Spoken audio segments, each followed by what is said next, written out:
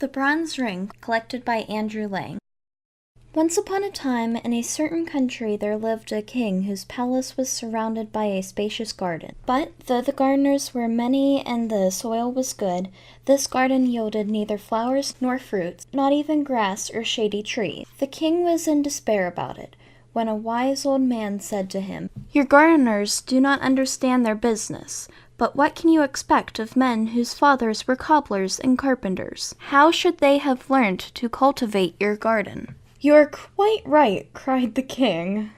"Therefore," continued the old man, "you should send for a gardener whose father and grandfather have been gardeners before him, and very soon your garden will be full of green grass and gay flowers, and you will enjoy its delicious fruit." So the king sent messengers to every town, village, and hamlet in his dominions, to look for a gardener whose forefathers had also been gardeners.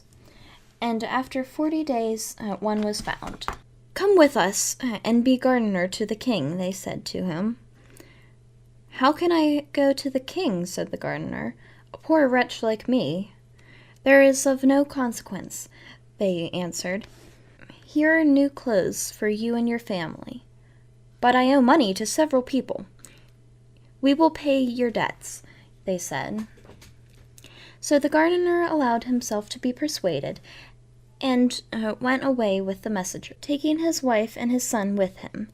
And the king, delighted to have found a real gardener, entrusted him with the care of his garden. The man found no difficulty in making the royal garden produce flowers and fruit. And at the end of the year, the park was not like the same place, and the king showered gifts upon his new servant. The gardener, as you have heard already, had a son who was a very handsome young man, with most agreeable manners, and every day he carried the best fruit of the garden to the king, and all the prettiest flowers to his daughter. Now the princess was wonderfully pretty and was just 16 years old, and the king was beginning to think it was time that she should be married. "My dear child," said he, "you are of an age to take a husband. Therefore I am thinking of marrying you to the son of my prime minister." "Father," replied the princess, "I will never marry the son of the minister." "Why not?" asked the king. "Because I love the gardener's son," answered the princess. On hearing this, the king was at first very angry, and then he wept and sighed, and declared that such a husband was not worthy of his daughter. But the young princess was not to be turned from the resolution to marry the gardener's son. The king consulted his ministers. "This is what you must do," they said. "To get rid of the gardener, you must send both suitors to a very distant country, and the one who returns first shall marry your daughter." The king followed this advice, and the minister's son was presented with a splendid horse and a purse full of gold pieces, while the gardener's son had only an old lame horse and a purse full of copper money, and everyone thought that he would never come back from his journey. The day before they started, the princess met her lover and said to him, "Be brave, and remember always that I love you. Take this purse full of jewels and make the best use you can of them for love of me. And come back quickly and demand my hand."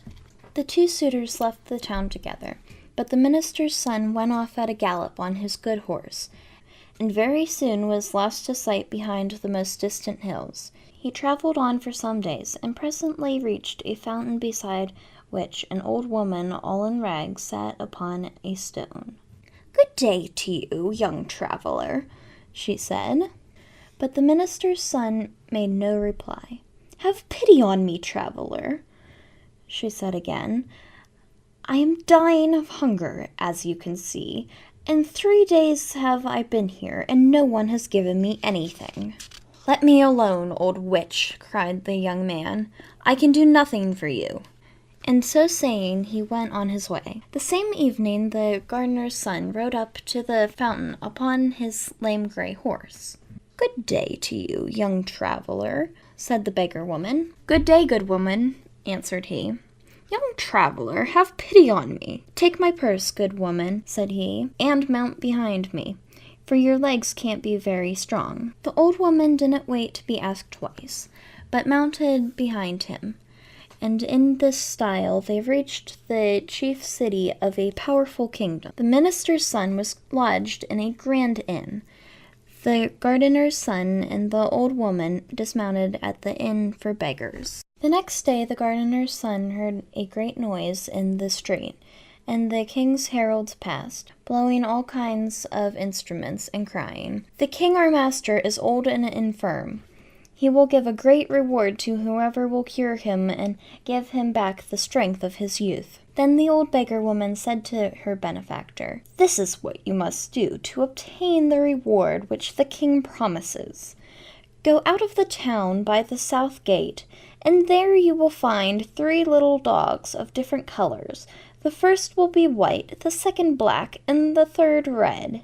You must kill them and then burn them separately, and gather up the ashes.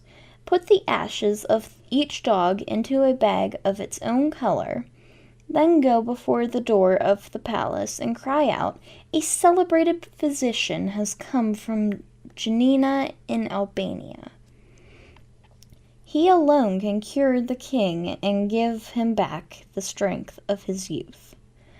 The king's physicians will say this is an impostor and not a learned man, and they will make all sorts of difficulties, but you will overcome them all at last, and will present yourself before the sick king. You must then demand as much wood as 3 mules can carry, and a great cauldron, and you must shut yourself up in a room with the sultan, and when the cauldron boils you must throw him into it, and there leave him until his flesh is completely separated from his bone. Then arrange the bones in their proper places, and throw over them the ashes of the 3 bags. The king will come back to life, and will be just as he was when he was 20 years old. For your reward you must demand the bronze ring which has the power to grant you everything you desire. Go, my son, and do not forget any of my instructions." The young man followed the old beggar woman's directions. On going out of the town he found the white, red, and black dogs, and killed and burnt them, gathering the ashes in 3 bags. Then he ran to the place and cried, "A celebrated physician has just come from Janina in Albania. He alone can cure the king and give him back the strength of his youth." The king's physicians at first laughed at the unknown wayfarer, but the sultan ordered that the stranger should be admitted. They brought the cauldron and the loads of wood, and very soon the king was boiling away. Toward midday the gardener's son arranged the bones in their places, and he had hardly scattered the ashes over them before the old king revived, to find himself once more young and hearty. "How can I reward you, my benefactor?" he cried. "Will you take half my treasures?" "No," said the gardener's son. "My daughter's hand?" "No." "Take half my kingdom?"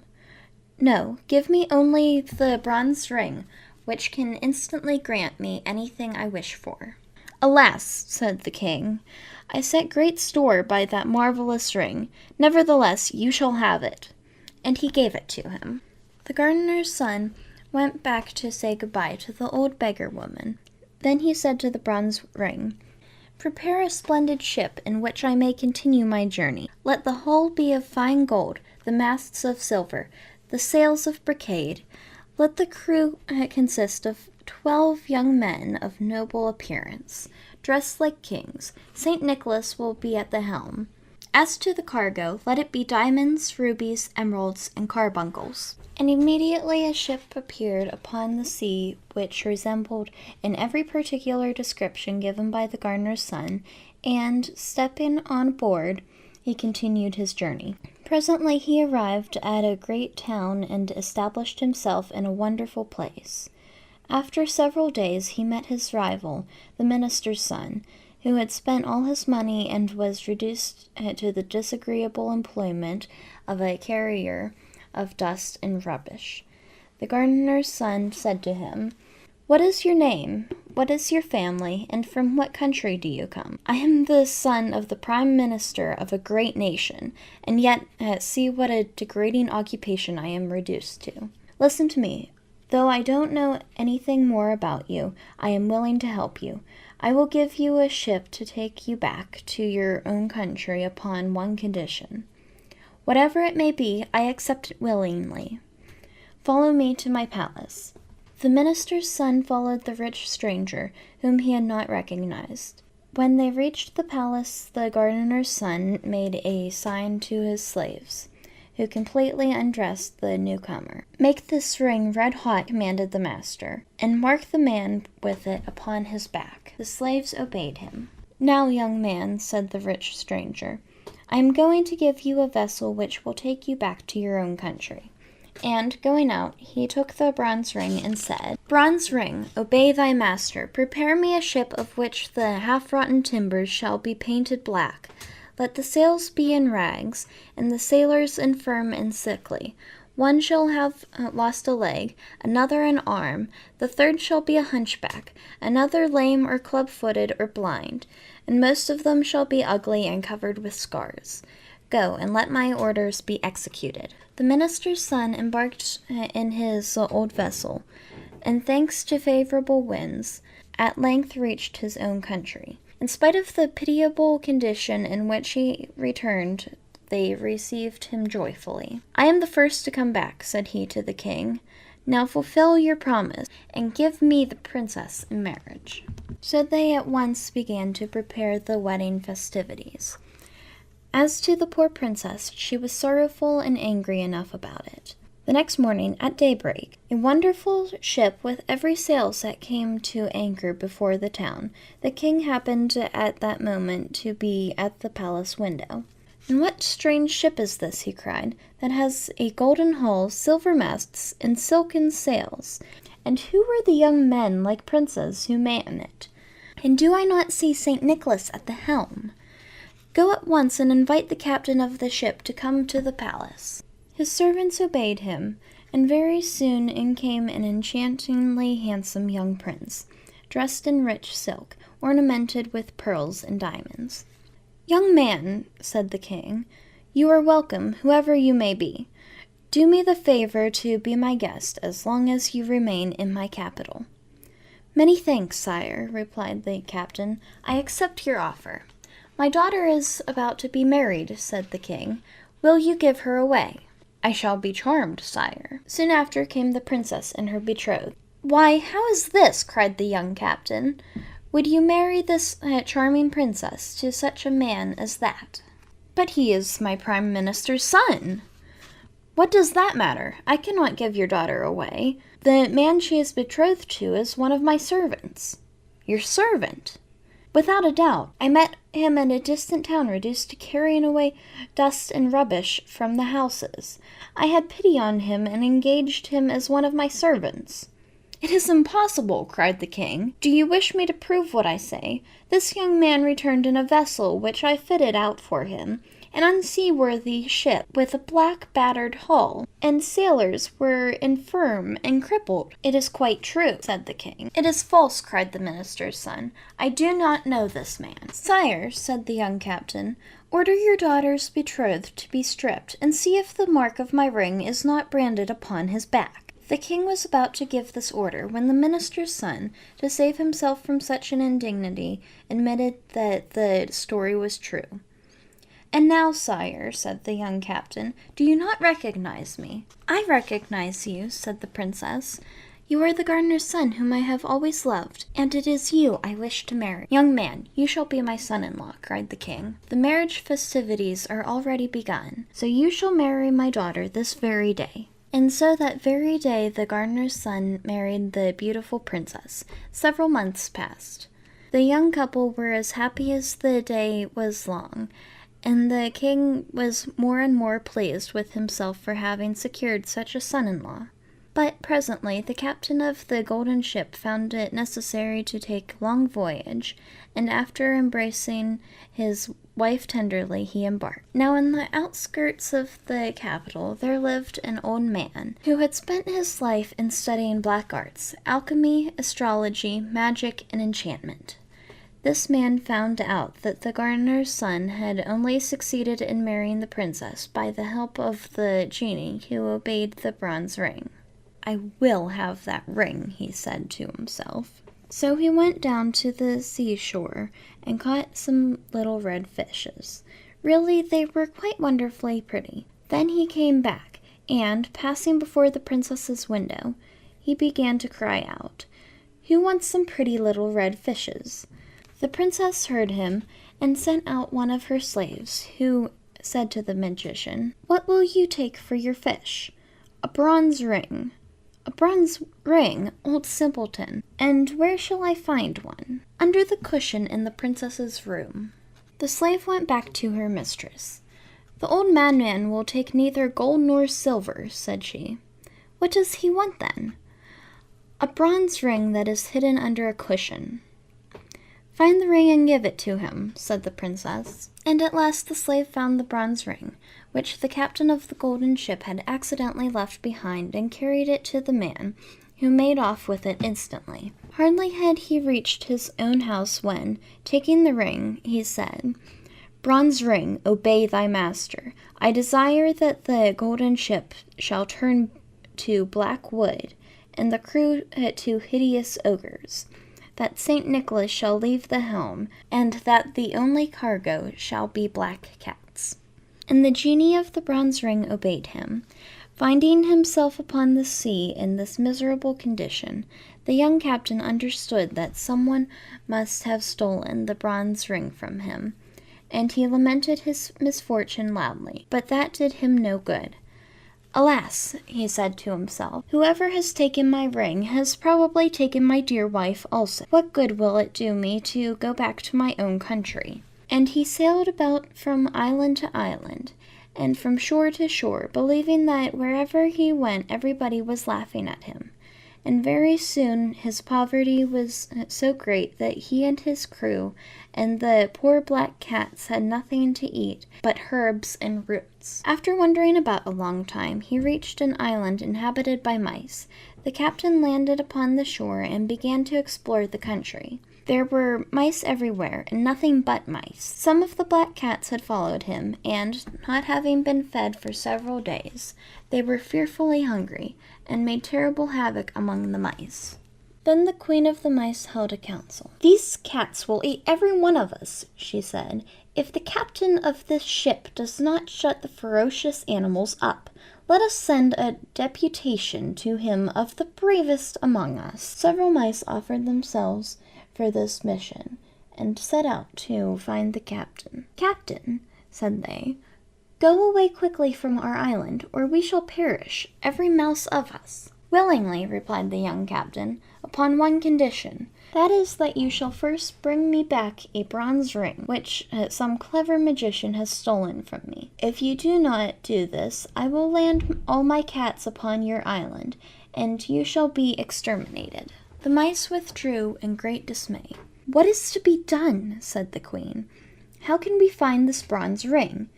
She held a new council, calling in mice from every quarter of the globe, but nobody knew where the bronze ring was. Suddenly 3 mice arrived from a very distant country. One was blind, the second lame, and the third had her ears cropped. "Ho, ho, ho," said the newcomers. "We come from a far distant country. Do you know where the bronze ring is which the genii obey?" "Ho, ho, ho, we know. An old sorcerer has taken possession of it, and now he keeps it in his pocket by the day, and in his mouth by night. Go and take it from him, and come back as soon as possible." So the 3 mice made themselves a boat, and set sail for the magician's country. When they reached the capital, they landed and ran to the palace, leaving only the blind mouse on the shore to take care of the boat. Then they waited till it was night. The wicked old man lay down in bed and put the bronze ring into his mouth, and very soon he was asleep. "Now what shall we do?" said the two little animals to each other. The mouse with the cropped ears found a lamp full of oil and a bottle full of pepper. So she dipped her tail first in the oil and then in the pepper, and held it to the sorcerer's nose. "Atisha! Atisha!" He sneezed, but he did not wake, and the shock made the bronze ring jump out of his mouth. Quick as thought, the lame mouse snatched up the precious talisman and carried it off to the boat. Imagine the despair of the magician when he awoke and the bronze ring was nowhere to be found. But by that time, our three mice had set sail with their prize. A favoring breeze was carrying them toward the island where the queen of the mice was awaiting them. Naturally, they began to talk about the bronze ring. "Which of us deserves the most credit?" they cried all at once. "I do," said the blind mouse, "for without my watchfulness, our boat would have drifted away to the open sea." "No, indeed," cried the mouse with the cropped ears. "The credit is mine. Did I not cause the ring to jump out of the man's mouth?" "No, it is mine," cried the lame one, "for I ran off with the ring." And from high words they soon came to blows, and, alas! when the quarrel was fiercest, the bronze ring fell into the ocean. "How are we to face our queen," said the three mice, "when by our folly we have lost the talisman and condemned our people to be utterly exterminated? We cannot go back to our country. Let us land on this desert island, and there end our miserable lives." No sooner said than done. The boat reached the island, and the mice landed. The blind mouse was speedily deserted by her two sisters, who went off to hunt flies. But as she wandered sadly along the shore, she found a dead fish and was eating it when she felt something very hard. At her cries, the other two mice ran up. "It is the bronze ring! It is the talisman!" they cried joyfully, and, getting into their boat again, they soon reached the Mouse Island. It was time they did, for the captain was just going to land his cargo of cats, when a deputation of mice brought him the precious bronze ring. "Bronze ring," commanded the young man, "obey thy master. Let my ship appear as it was before." Immediately the genie of the ring set to work, and the old black vessel became once more the wonderful golden ship with sails of brocade. The handsome sailors ran to the silver masts and the silken ropes, and very soon they set sail for the capital. Ah, how merrily the sailors sang as they flew over the glassy sea. At last the port was reached. The captain landed and ran to the palace, where he found the magician asleep. The princess clasped her husband in a long embrace. The magician tried to escape, but he was seized and bound with strong cords. The next day the magician, tied to the tail of a savage mule loaded with nuts, was broken into as many pieces as there were nuts upon the mule's back.